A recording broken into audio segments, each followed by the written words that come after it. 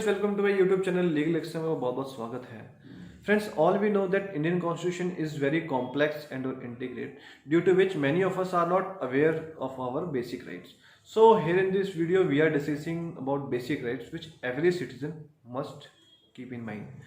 मतलब मैं आज कुछ राइट्स के बारे में, लॉस के बारे में बताना चाह रहा हूँ जिसको हर एक बेसिक सिटीजन को, इंडियन सिटीजन को उसकी जानकारी होना बहुत जरूरी।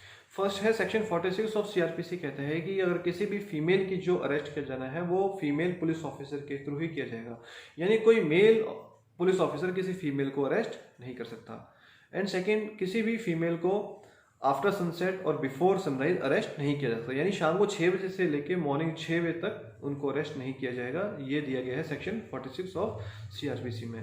Accept in the case heinous crime, की कोई अगर गंभीर अपराध किया गया हो या फिर रात के वक्त अगर किसी को पूछताछ के लिए भी अगर पुलिस थाने बताया जाता है तो कोई भी फीमेल आने से मना कर सकती है। कि हर किसी का फंडामेंटल राइट है कि अगर कोई भी क्राइम कन्विक्ट होता है तो वो पुलिस स्टेशन जाके अपनी एफआईआर लॉन्च करवा सकता है। और अगर किसी केस में अगर पुलिस ऑफिसर एफआईआर लॉन्च करने से मना करते हैं या कोई भी रीजन होता है तो पुलिस ऑफिसर के against under section 166 and 166A के अगेंस्ट एक्शन लिया जा सकता है।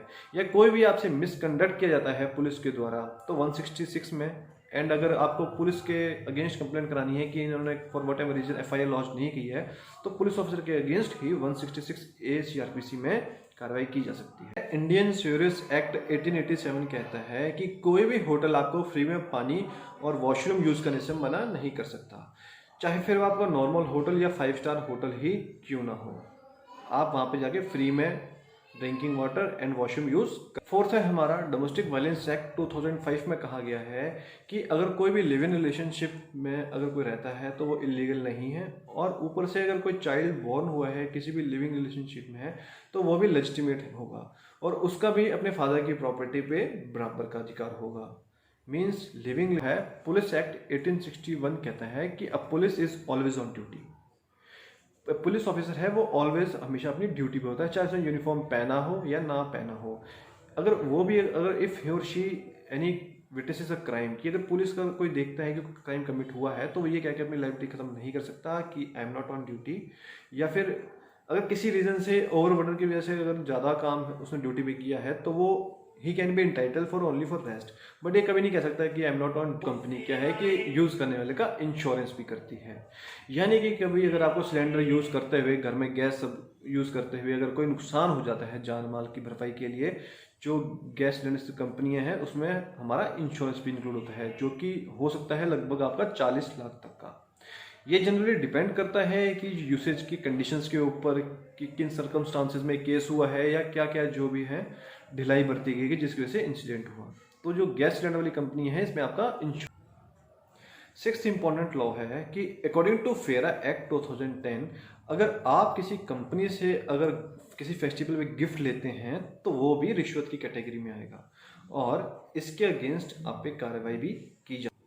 मोटर व्हीकल एक्ट अमेंडमेंट 2016 में कहा गया है कि अगर किसी एक पर्टिकुलर डे में आपका वट एवर रीजन अगर चालान काटा गया है या तो वो हेलमेट को लेके, रेड लाइट क्रॉस को लेके, तो उस डे में मतलब विद इन 24 आवर्स का आपको दोबारा चालान नहीं काटा जाएगा। यानी जो दिन रात सुबह शाम जो आपका चालान कट गया है उसके फुल डे आपको उस सेम ऑफेंस के लिए चल। सेवन इंपॉर्टेंट लॉ है हमारा लिमिटेशन एक्ट 1963 से रिलेटेड, जो कि बात करता है अगर किसी कंपनी ने आपको सैलरी पे नहीं की है तो आपके पास कंपनी के खिलाफ एक्शन लेने का टाइम होता है 3 साल का, यानी विद इन 3 ईयर्स आप कंपनी में से अपनी सैलरी के रिगार्डिंग कोर्ट में केस डाल सकते हैं।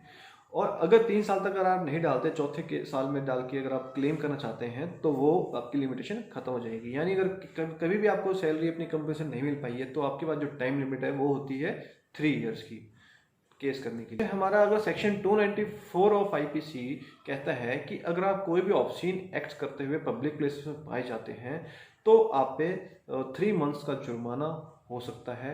या फिर इसके लिए होता है क्या कि जनरली जो पुलिस है वो पुलिस को कपल्स को परेशान करती है, however it excludes hugging and kissing, but होता क्या है कि नॉर्मली जो पुलिस के द्वारा कपल्स को हरास किया जाता है। Hindu adoption and maintenance act 1956 से रिलेटेड है। ये कहता है कि अगर आपका कोई सन है या सन्स का सन है तो आप किसी सन को अडॉप्ट नहीं कर सकते। या फिर सेम केस में अगर सन की कोई डॉटर है तो अभी डॉटर के same rule applies on daughter. तो इसमें सेकंड थिंग है कि there must be a gap of 21 years, कि आप जिस सन को या डॉटर को अडॉप्ट कर रहे हैं आपके और उनके बीच में 21 ईयर्स का 21 साल का गैप होना जरूरी है। यानी कि 21 साल से कम डिफरेंस वाले को आप अडॉप्ट नहीं कर सकते।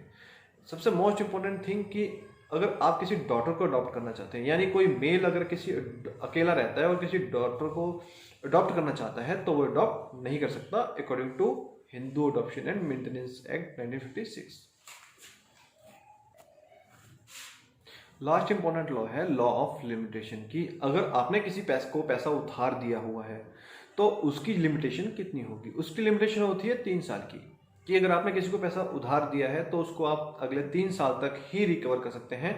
उसके बाद अगर आप केस कोर्ट में प्रेजेंट करते तो हो सकता है कि आपकी जो कंप्लेंट या केस होगा उसको ट्रीट ना किया जाए। सो फ्रेंड्स, आज हमारी वीडियो यहीं ओवर होती है। उम्मीद करता हूँ आपको ये बेसिक जो राइट्स थे आपको पसंद आए होंगे। आने वाले में और आपके लिए ऐसे ऐसे राइट्स कंपाइल करता रहूँगा। So hope you like this video. So friends, अगर आपको वीडियो पसंद आई है तो please like share and subscribe कीजिए ताकि फ्यूचर में आने वाली वीडियोस आपको टाइम टू टाइम मिल जाए। Stay safe.